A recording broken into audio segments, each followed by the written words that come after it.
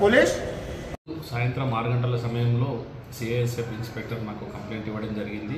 వాళ్ళు ఏంటంటే ఈ ఇండిగో 4:30కు వచ్చిన కొచ్చి నుంచి హైదరాబాద్ వచ్చిన ఇండిగో ఫ్లైట్లో ఈ వినాయకన్ అనే వ్యక్తి వచ్చిందో ఆయన అక్కడి నుంచి ట్రాన్సిట్లో గోవా వెళ్ళాలి.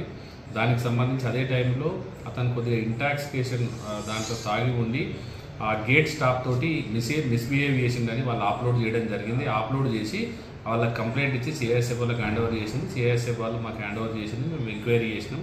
అతను కూడా ఇంటాక్సికేషన్ కండిషన్లోనే ఉన్నాడు. దానికి సంబంధించి మేము ఈ సిటీ పోలీస్ యాక్ట్ కింద కేసు నమోదు చేసుకొని అది దర్యాప్తు చేస్తున్నాం. ఉన్నాడు, మధ్య మత్తులనే ఉన్నాడు. ఇతను మలయాళ యాక్టర్.